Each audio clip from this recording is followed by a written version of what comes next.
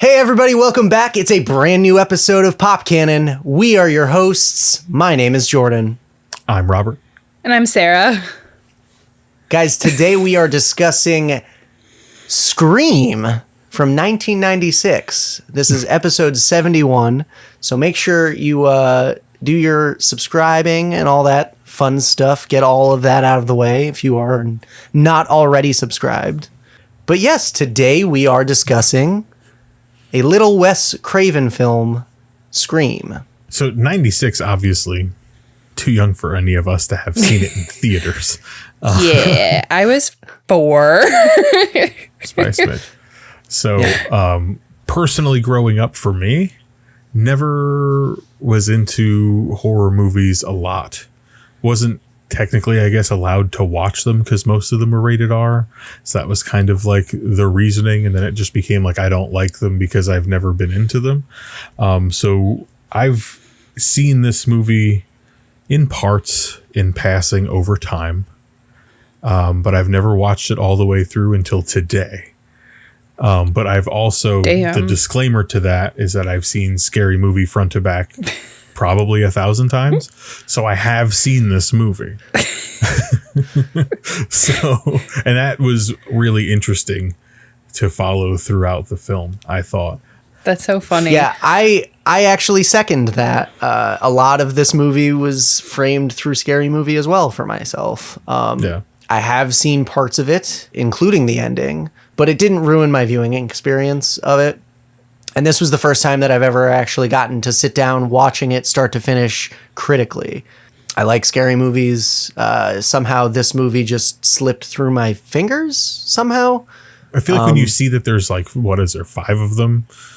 You're kind of now there's 5. I'll get around to it. Like that's kind of what it felt like.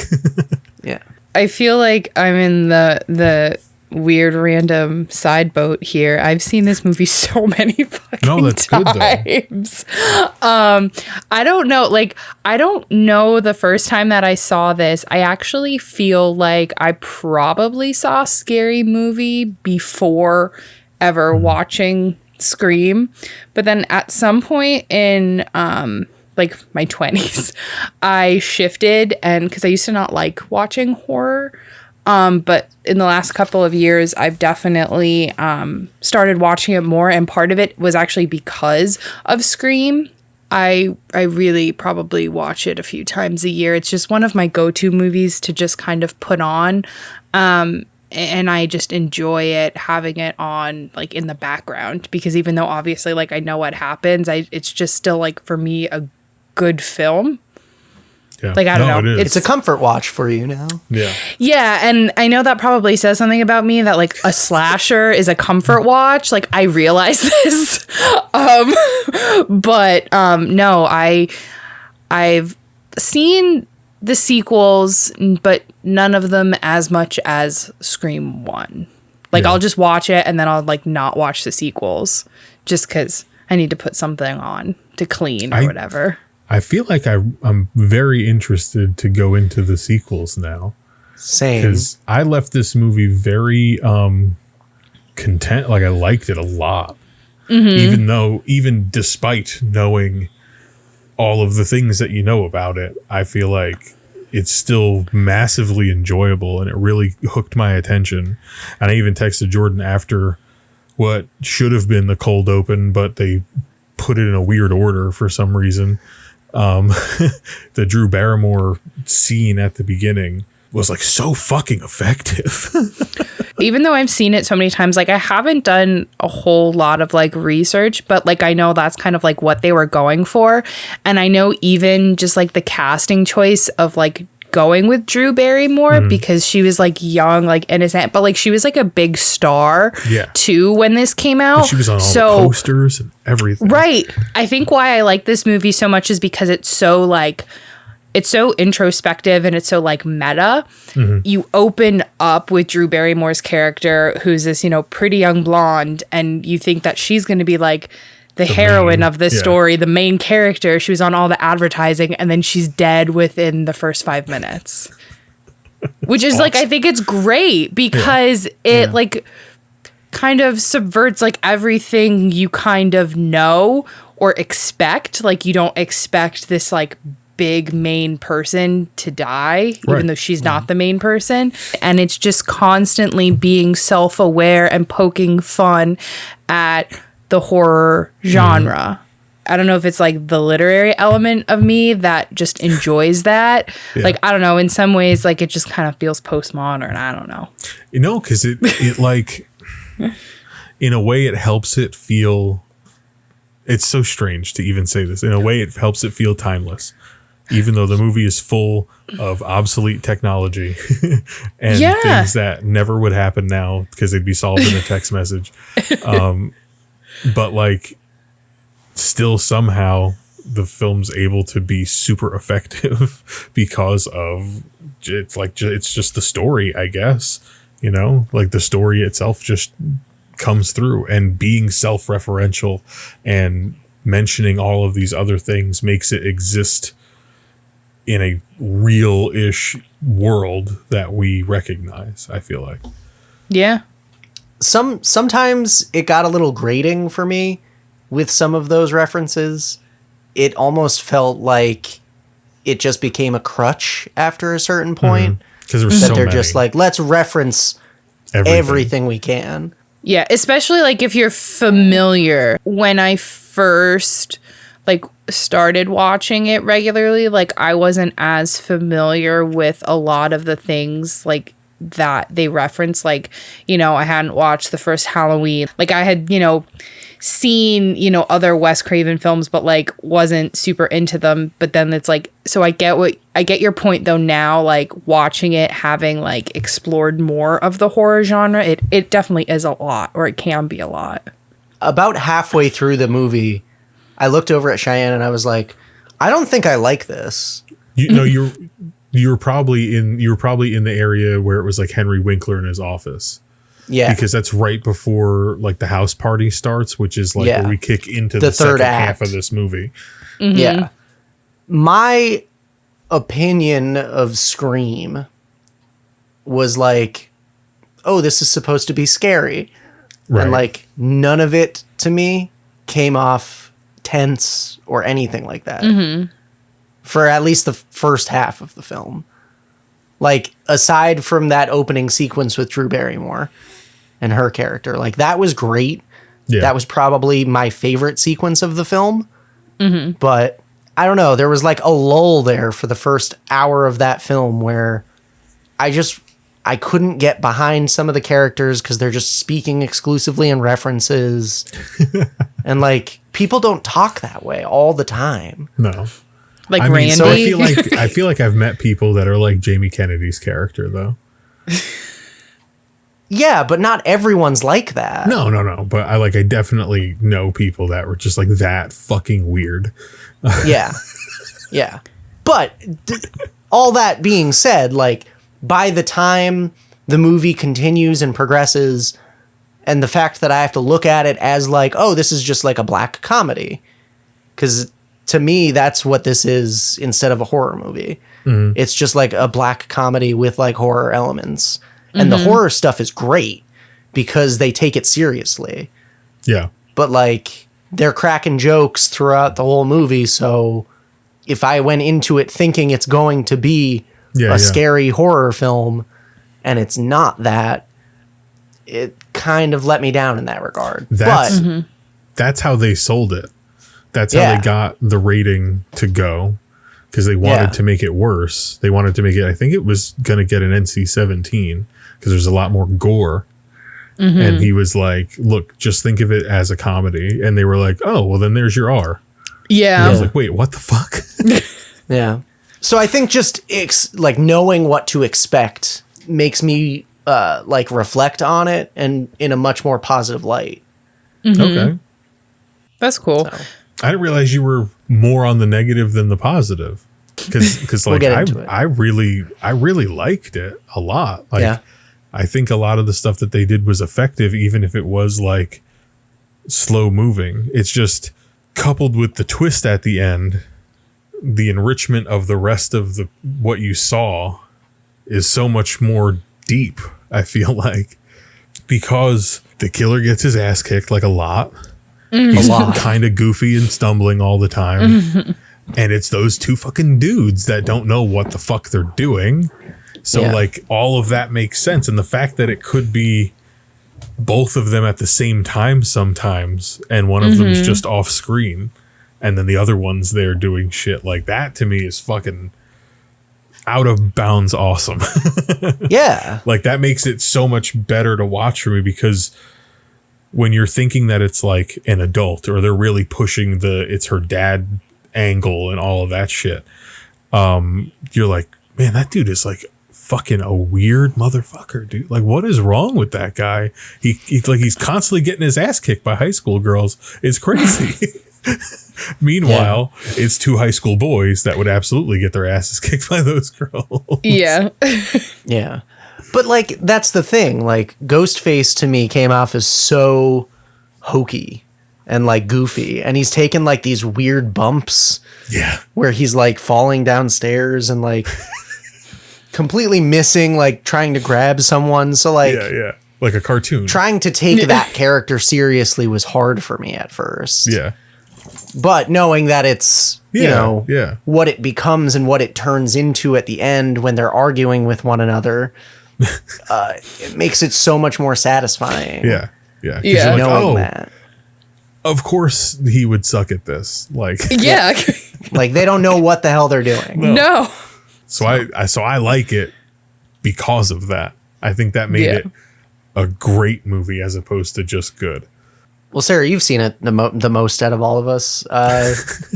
Who out of the entire cast would you say was the most captivating and interesting character for you? I don't know what it is. I love Stu.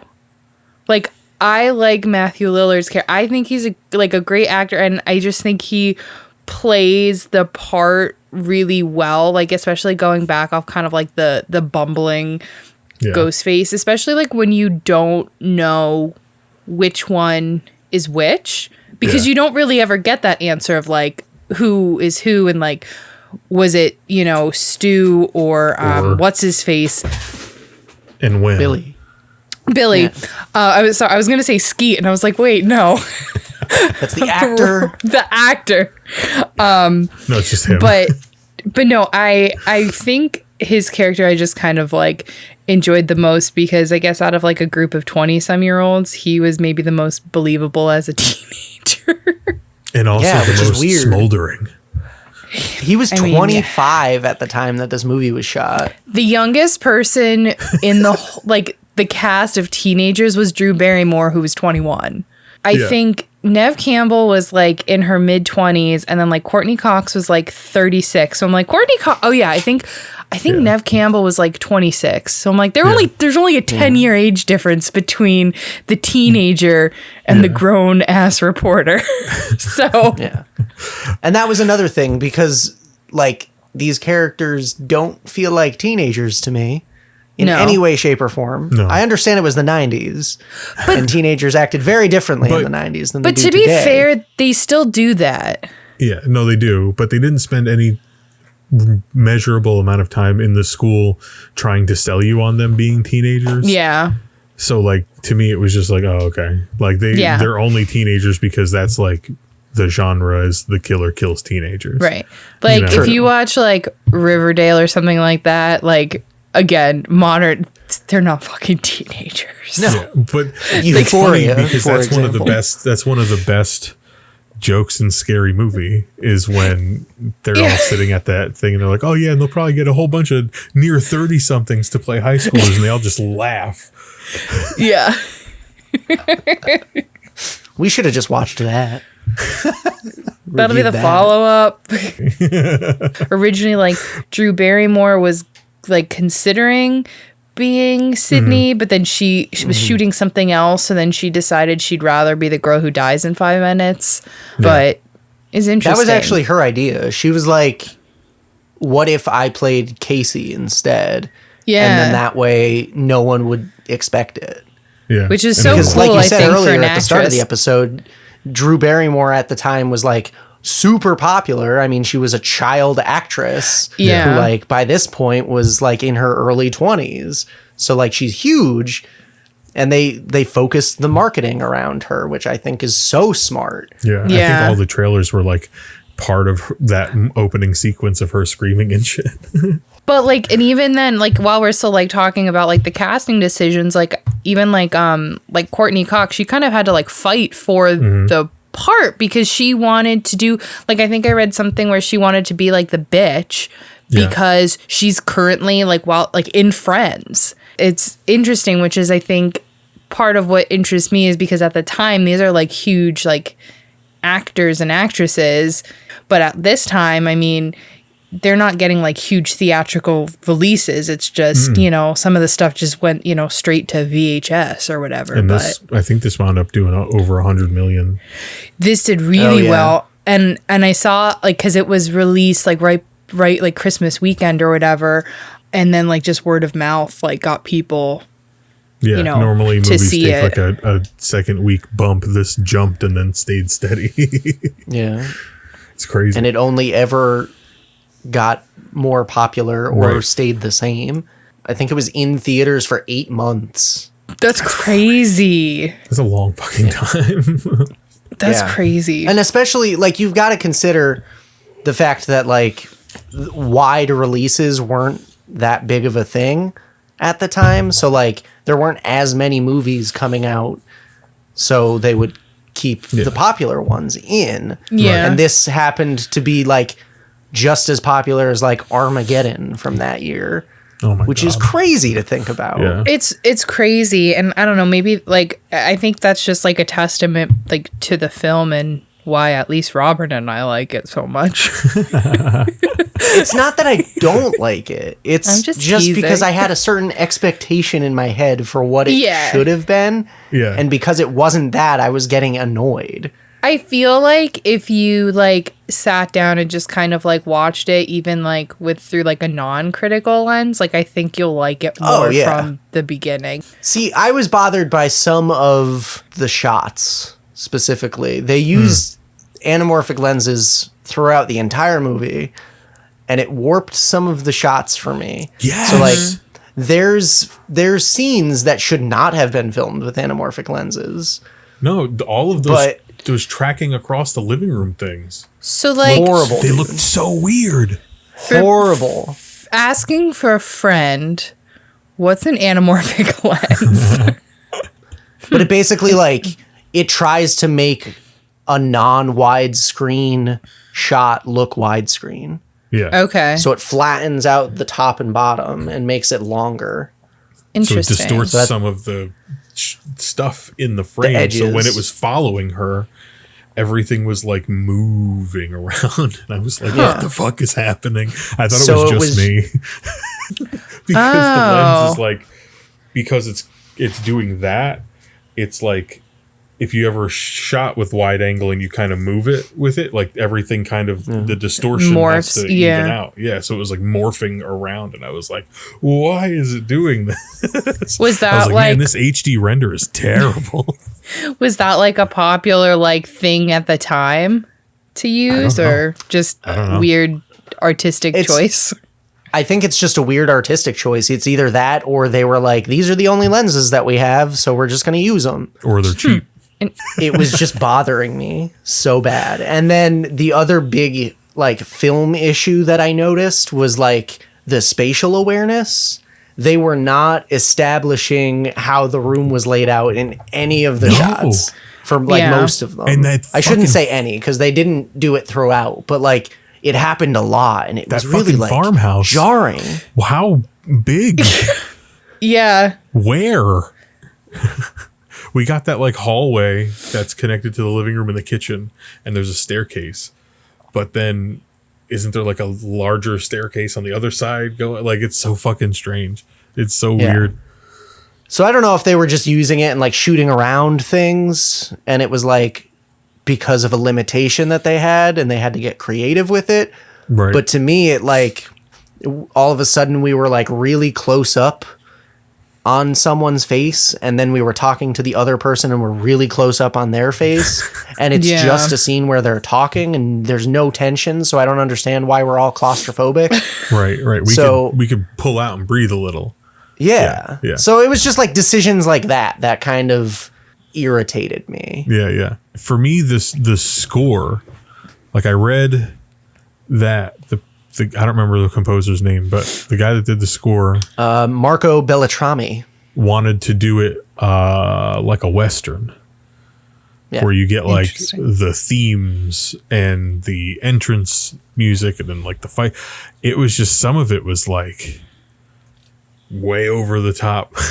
Yeah. And was distracting at certain points where I was like, all right, why is the music doing all of this? She's just going to like, she walks into the house after her dad leaves and she gets home from school and the music is like, but like nothing's happening. You know what I mean? Like she's just walking into the fucking house. She opens the closet door. They don't even do the music to like set up the jump scare. They're just, the music's just intense while she's opening and closing things. And I'm like, so is it going to stop if somebody pops up? Like, what the fuck? What are we planning here? Because that's a lot of the anticipation, I feel like, in a horror movie, is using the music to kind of get you to a certain place before they pull the rug out from underneath you. And it was kind of just meandering throughout. And I was like, dude, what the fuck was this guy on? Well, that was his first movie that he ever scored. Really? It's actually a crazy story how he was even like involved in this. So Wes Craven's assistant was on an internet chat site asking if anyone knew of any fresh music talent, and someone recommended his name, and so they legitimately hired him from this. And now he's gone on to do like a whole bunch of other stuff, including most recently he's done all 3 parts of the Netflix Fear Street trilogy. He did Venom, Let There Be Carnage, and A Quiet Place Part 2, which is like, I was just going to bring up the fact how A Quiet Place, the music or lack thereof, is so important to that series. Yeah. It's crazy to think that it's the same guy. Wow. All the way back here in 96. That's what a amazing 90s thing. Good for him. What a way to jumpstart a career. Just get some rando off the newfound internet. Well, now I understand why it is the way it is. They gave him a cut of the movie and they said, give us the music. And he was like, okay. So he went to his fucking room with a cut of the film and a Casio and was like, all right, let's fucking make some horror music. He's like, shit, I've never watched a horror movie before in my life. He's at Blockbuster with like a stack of fucking slashers. Just doing research.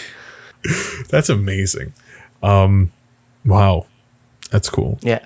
But just piggybacking off the music, I agree. It was kind of jarring in certain places. It was a little weird, but some of it worked really well. Yeah. Like that entire third act, I think, was structured incredibly well. Music, action, dialogue, like everything was really, really, really strong. Yeah, I love that they, in the movie, watch Halloween. Mm-hmm. So then the movie gets to use the music from Halloween. Yeah. That to me is some fucking next level shit. Chef's kiss. And then speaking of, Sarah had mentioned how meta it was. Jamie Kennedy on the couch going, Jamie, look behind you as he's about to get murdered. Yep. I was like, wow. There are levels here. Mm-hmm. Yeah. And then that adds even to like the humor element too, because it's like you're telling everybody what to do in a horror movie. But yourself, you fucking idiot. Mm-hmm. So fucking funny.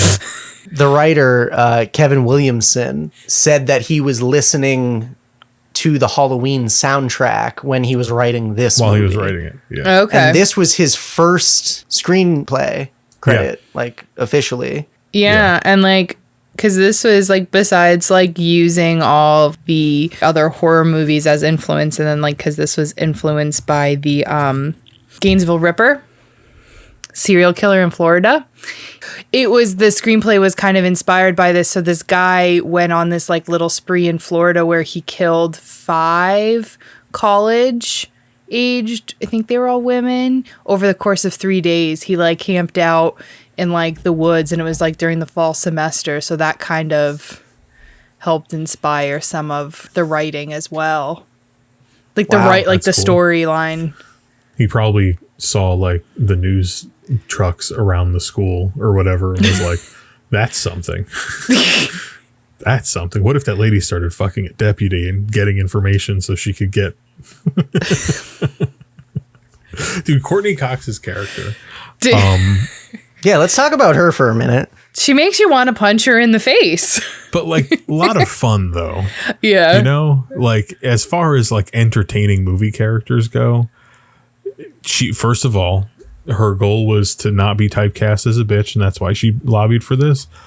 100% nailed it. I feel like No, she was the most unlikable bitch I have she ever is seen. so punchable. Like that's why I love that scene where Sid punches her, and then like you cut to being at Tatum's house. She's like, "Ooh, Sid, super bitch!" Like it's so funny, but you get that energy, and it's like, yeah, I want to punch her too. Yeah. Yeah. Especially with the questions she's asking. It's just like, dude, wow. Right. Fucking. It's just, that like, whole like reporter, like get in your business, ask the questions. And it's like when you just want to punch somebody in the face, sometimes you just got to punch them in the face. But I will say, I liked how self-aware she was. Like, she knew she was being an asshole. Yeah. And even when she's talking to her cameraman, she's like, have any journalists like this won like a Pulitzer before? And he's like, I don't think so. She's like, well, there's a first time for everything. For everything. Yeah. Which is, I think, why she's so hard at pursuing it. And also, like, she, believes that, like, Cotton is innocent, too. So she has several agendas, right? She has the agenda to clear his name. And if she clears his name, that makes a bigger name for herself because, she's rooting for him. She was, like, leading the charge for him being innocent. And, she just wants that, that spotlight, that limelight. That big story that's going to get her over. Yeah. I thought she was great in the movie. And even by the end, I was like cheering that the fact that she like showed up and was able to like save the day, essentially. Like I was like, okay, that's cool. She redeems herself to be a final girl. I was surprised that they gave her that. I was like, okay, I like that. I remember reading something about Deputy Dewey. He was originally supposed to die at the end of the movie, but they liked the chemistry of the two characters, so they rewrote it and had so he like could live. Yeah. And I think every time you see him, like his body, it's intended for him to be dead until the end when he's. And then they're like, wait. Yeah, he's fine. He's fine. He was just unconscious. And then you know what? David Arquette just shows up in 4 more movies. I love David Arquette. Oh, he's great. I think he's hilarious. And the entire time I just kept thinking, Officer Doofy reporting for duty. That I think the whole biggest, I think the biggest like thing that I had to keep reminding myself, it's like, wait, is this a scary movie or a Scream moment? Was his character, because I'm just thinking of, him, and then, at the end he like just goes off into the fucking sunset. Dude. Thinking of a Special Officer Doofy while watching this movie was like, because the guy that played Doofy was copying everything that David Arquette did, which just made it so much more fucking great. Like it enriched, Scary Movie enriches this film so much for me. Have either of you guys seen the second one or no? No. Okay, so it's just funny because I'm going to. In the second one, like Dewey, he's kind of like injured, so he's got like kind of like a bad arm. So like literally like watch the second movie and try not to think of Doofy.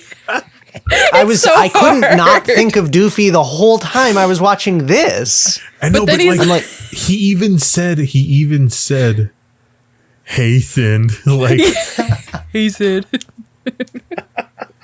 And that was killing me because he kept saying it, and I went, "Okay, well, that's why they used it."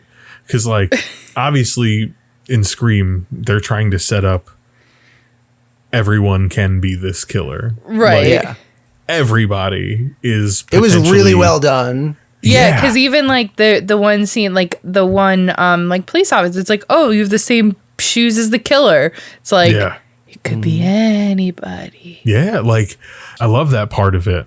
Like I really do. And then even as they're taking people off of the board, like, all right, well, that can't be it.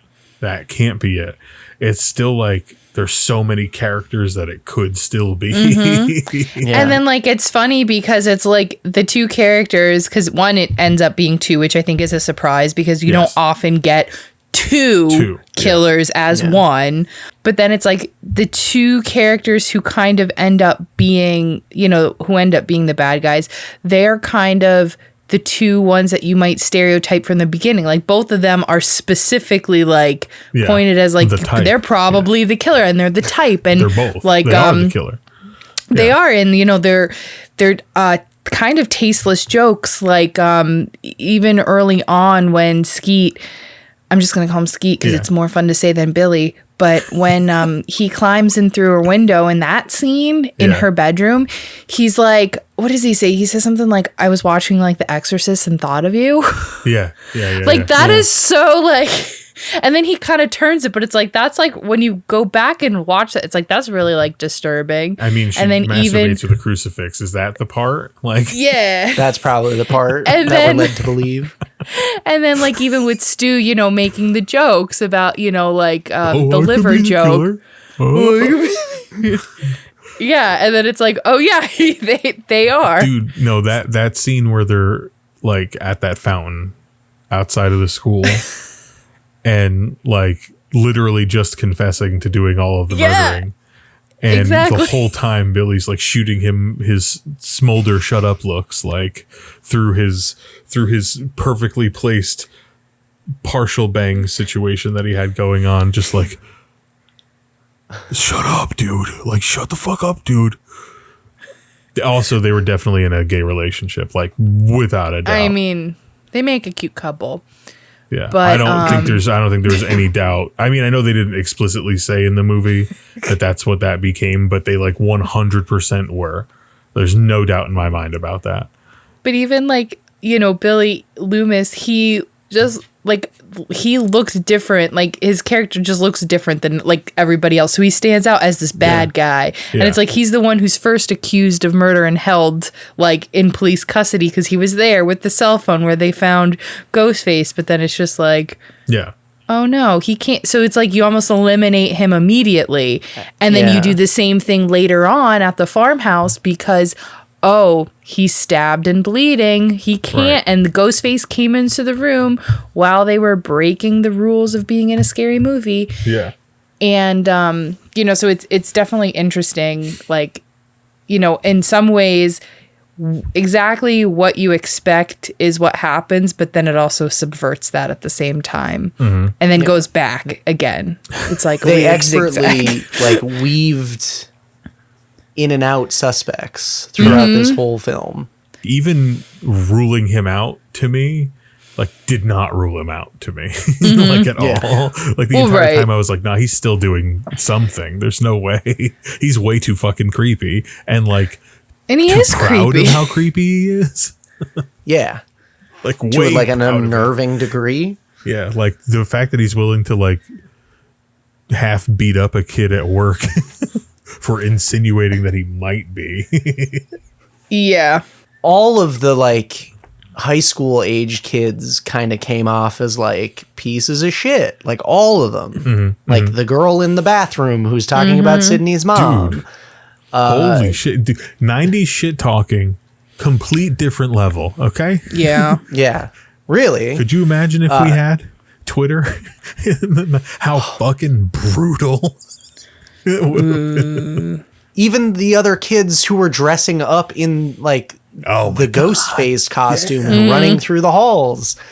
When Henry Winkler had the two kids in his office, that was also one of my favorite scenes because he's just like swinging those scissors and like reaming them. And it's the funniest thing to me because I'm like, he's being logical. He's the only one being logical in this situation. Yeah. For real. I'm like, good, expel them. See ya. I'm like waiting for something else to happen, like where Henry Winkler was like gonna like put on the mask or something. No, he does that later. And then he just gets murdered. But yeah, I thought that scene was hilarious strictly for the fact that he was like the only logical adult in the whole film. Yeah. I know. I loved that he did the Fonzie hair thing in the mirror. Yeah, and then like his like there was a jacket in the closet too that was a reference The leather to jacket. Yeah. That leather jacket was Fonzie's jacket. Like that's literally Fonzie's jacket. I love that. And then when he opens the door, it's just like, oh, there's Wes Craven, the janitor, in a fucking Freddy Krueger sweater. Fred the janitor. Fred the janitor. Hilarious. No, I did. I think that last third of the movie is probably the best chunk of the film. But I don't dislike the stuff that happens at the beginning, kind of setting everybody up. I thought it did a decent amount of world building. I liked that they kind of insinuated what happened to her mom a bunch of times before telling you what happened to her mom. So you're kind of led to like try to understand what's going on a little bit. They give you a little bit of intrigue into the world and stuff like that, which I thought was pretty cool. Yeah. And then you find out like what all the killing is about and you're like, the rationale behind the killing is just kind of like stupid. Like it's just, I don't know, stupid logic. Yeah. To me. So her mom was hooking up with his dad. And then they got his parents got a divorce. His parents got a divorce, and that's why he's because mad. of it. Yeah, and I was like thinking about that today. I was like, and rapes and murders her, but then says it wasn't rape because she. But they were dating. I think. But then I think because they were dating before, because like it's kind of implied that she was different before her mom died, like maybe a little bit more willing to put out. Yes. Yes, that's definitely implied. I think the rape part of her mother's death is the thing that's keeping her from probably. Which I mean, yeah. Yeah, 100% understood. That would do it to anybody. Yeah. Except for, maybe a psychopath. Ski. But like, yeah, I mean, just be totally concerned about, you're just not sleeping with me. Just get over it. Your mom was dead, And then be dead. Like, yeah, your mom died and my mom left too. It's like, your mom's not fucking dead. She wasn't murdered. Like, and my that's mom's just as good as dead because I only see her every other weekend and every other holiday. Yeah. So it's like, it's just that I was just like thinking about that. I'm like, it's such a stupid logic. And I mean, I know like back then, like divorces maybe weren't as common. I know like they were kind of like taboo, like hush hush, but I'm like, Jesus Christ, nowadays everybody's getting fucking divorced. Well, yeah, it's just, I think at that point it was kind of like still, I mean, it still is in real life a very traumatic event. Oh, 100%. I think what they're like, it was such like a thing that like you could really hinge an entire character on like, oh my God, a divorce happened, where now it's like, I mean, the frequency with which. Yeah. And like, especially when you look at how many people died and then like, because he blamed he wanted revenge on his girlfriend who had no part in her mom having an extramarital affair. And also, let's hold your father to some accountability here. Yeah. Did he murder dad? Do we know? No. We don't know because you know what? There's very few adults in the movie. That's true. And well, I mean, the movie's full of adults. I mean, yeah. No, adults, 5 years older. I was getting so mad that her dad like wasn't around and he wasn't at the hotel that he was supposed to be at. He wasn't registered there. It's like, where did he go then? Yeah.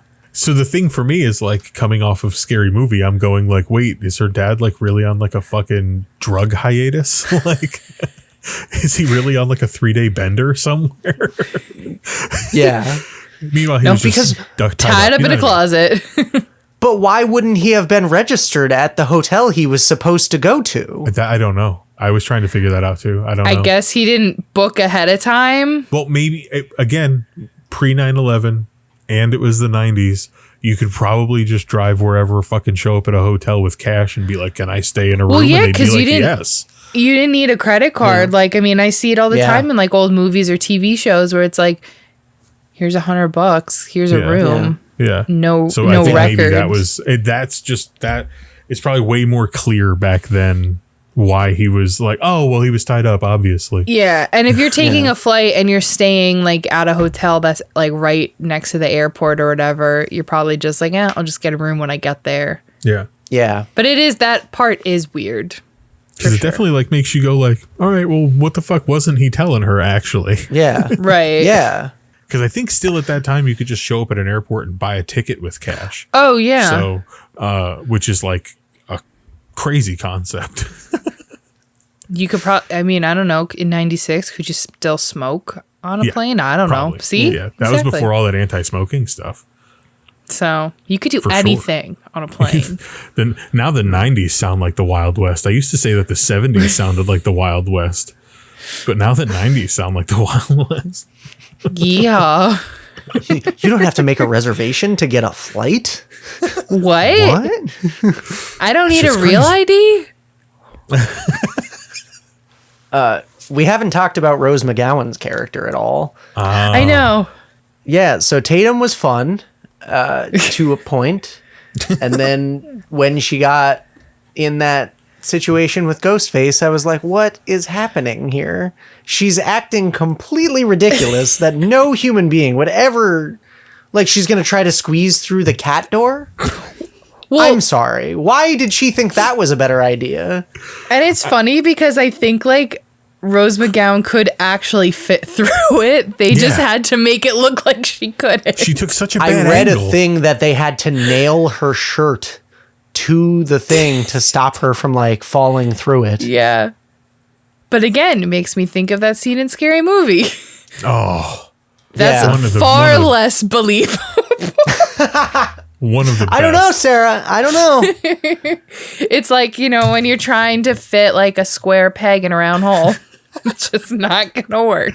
I love in this when she's saying that stuff to the killer and he's like doing the head responses and shit like that. That's what makes me, I wonder if that's Stu. That's absolutely Stu. 100% Stu. No chance that it's not. Because it's like, it's still funny somehow.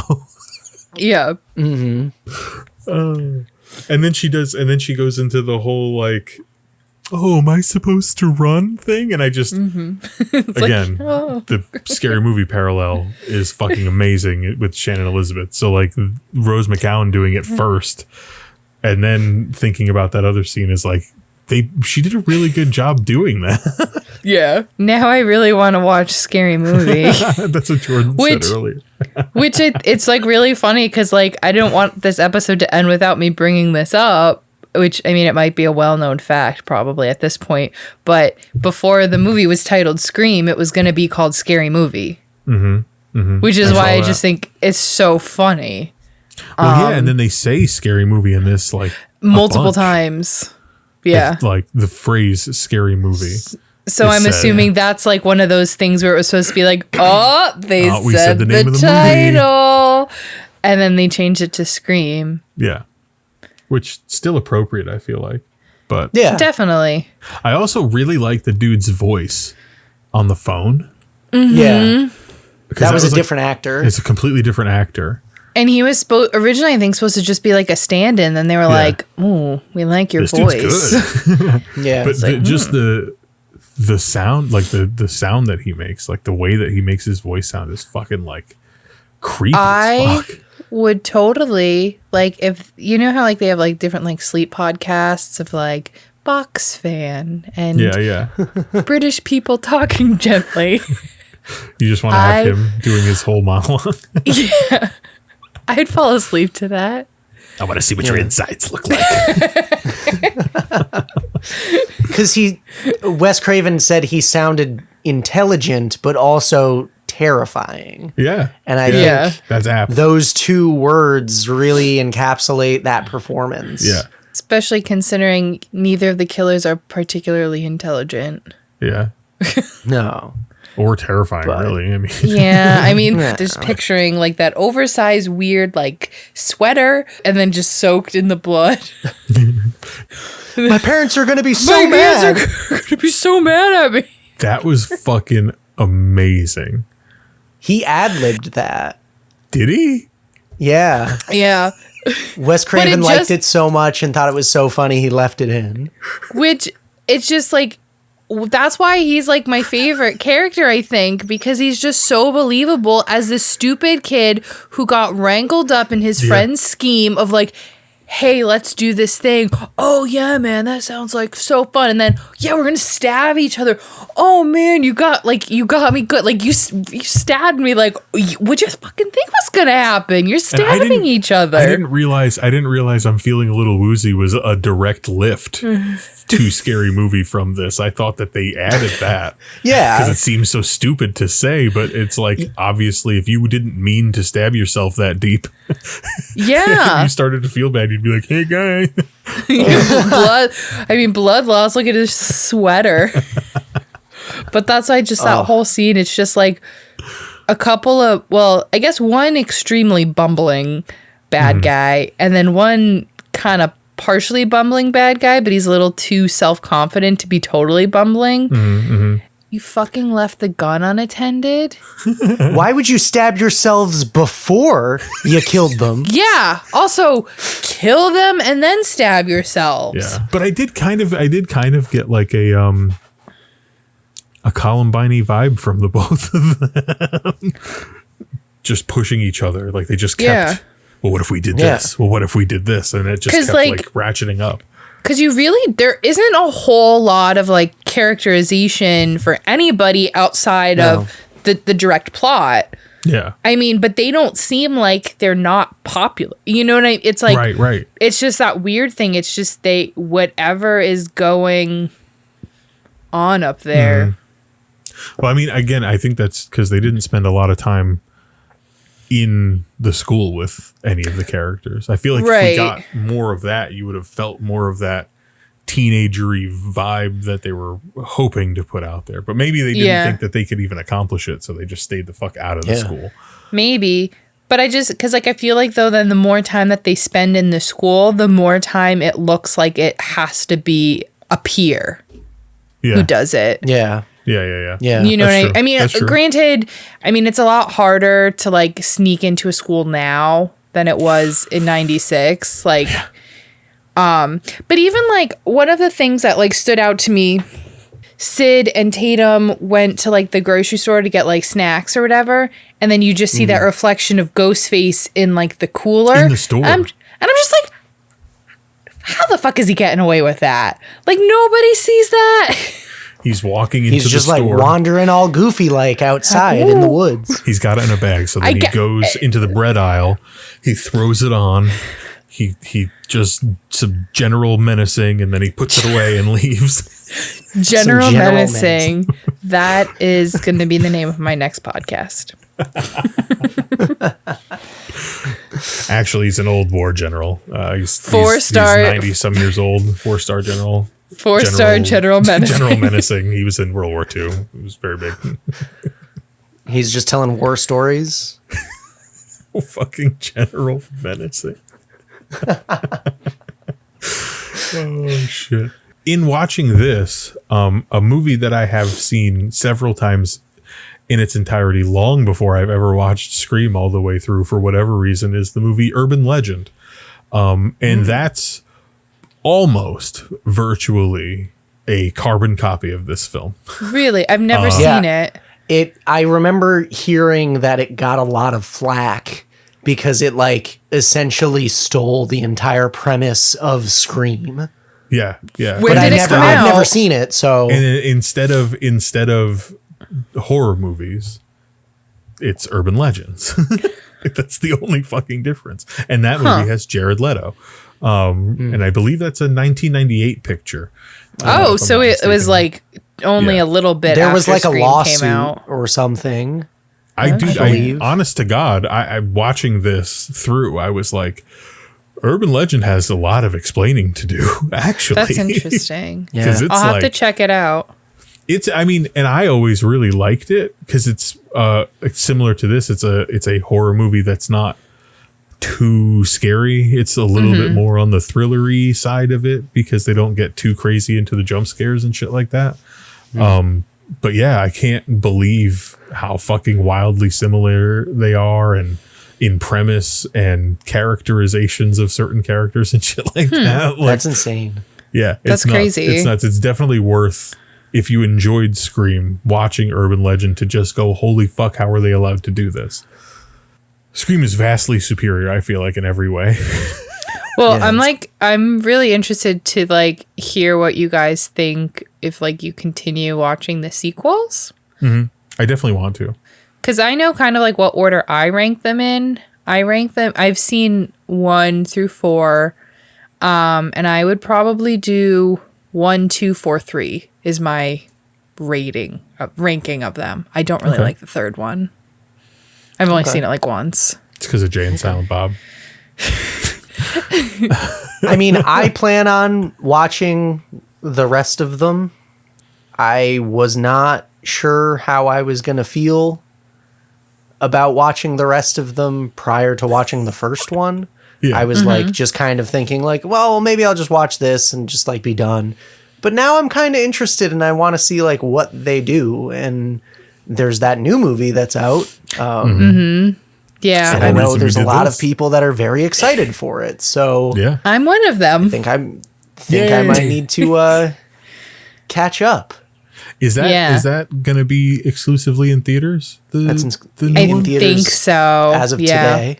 Yeah. Oh. Okay. I'll wait. It's fine. It'll get on Peacock eventually. I'm gonna like. I want to see it. I'm not sure if I'm gonna have the time to see it in theaters. But if not, I mean, I'm usually one of those people who waits till it goes on like HBO or something. Yeah. I just like watching I'm not necessarily in a rush. No. But I will check it out. But yeah, so this has kind of been our review on Scream. We kind of talked about it and gave our thoughts, but now a look back. Now we want to turn it over to our listeners and or viewers. What did you guys think about the original Scream from 1996? Did you see it when it first came out in theaters? Were you like us, and did you see it much later in life? Did you see Scary Movie first? Are you currently wondering what a VCR is? Or a movie store? Yeah. Are you of that generation? Or a house phone. A corded house phone. Or a big, one of those like giant, video cameras. Yeah. Or a computer that you could go and communicate with 911.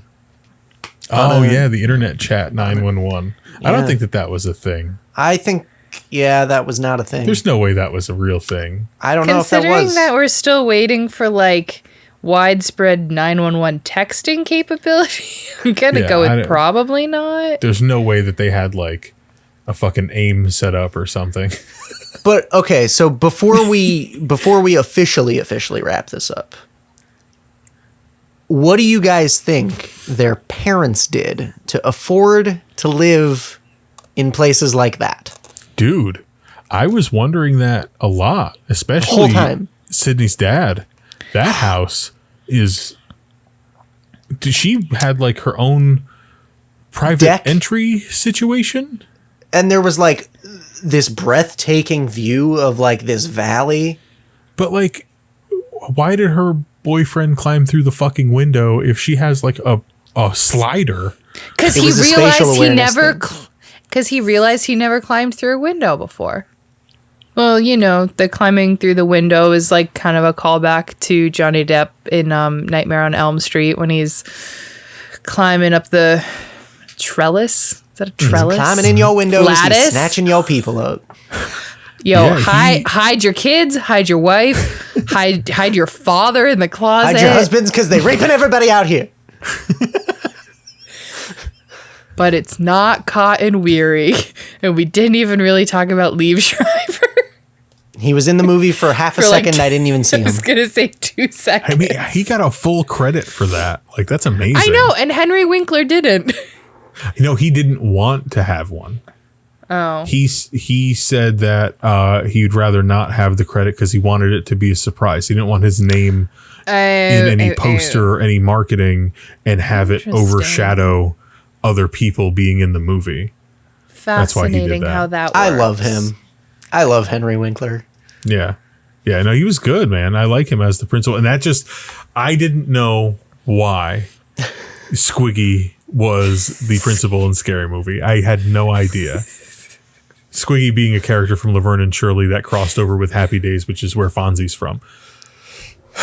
70s sitcom. See, anyway, now the whole thing layers. makes more sense to you. Yeah. It's layers. So Henry Winkler being there, I went, oh my God, that's why Squiggy's the fucking principal. That's amazing. Dude, everything is And I think his name was Principal connected. Squigman or some shit like that. It was fucking... It just goes to show how enriching the viewing experience of Scary Movie is. Yeah, it makes so much more sense. Both of the movies now make so much more sense to me. Don't you feel like your life is like complete now? It's a little bit more I definitely fulfilled. have to rewatch Scary Movie as soon as possible. Yeah, me too. I'm trying to think. I'm like looking. I'm like, do I own that? I don't remember. I do. I bought a Blu-ray set of 1, 2, and 3 last year. But yeah, so now we want to hear from you guys. Let us know what you guys thought about Scream. Let us know if you're excited for the new movie. Yeah. You could hit us up on all of our social medias at Pop Kannon, Facebook, Instagram, Twitter, and even our Facebook group, the Pop Kannon Collective. So make sure you join that. You get to interact with our fun memes and stuff. Since it's not 1996, you can find us on the internet on YouTube. Yeah. Because that's so make real. sure you go ahead and hit that subscribe button and turn that notification bell on. And if you're listening on Apple Podcasts, Spotify, if you're listening on any of those, obviously you could subscribe as well. Also, you could leave a rating and review. Spotify just allowed ratings on their thing, but you have to listen to the show first on Spotify. They don't let you just errantly rate things without listening to a few episodes. It's crazy. So if you have listened to us and you do use Spotify to listen to us, slap a 5 stars our way. We'd greatly appreciate it. And, the fun doesn't have to stop there because you can always find us individually and listen to whatever the hell we want to talk about. Our insane ramblings.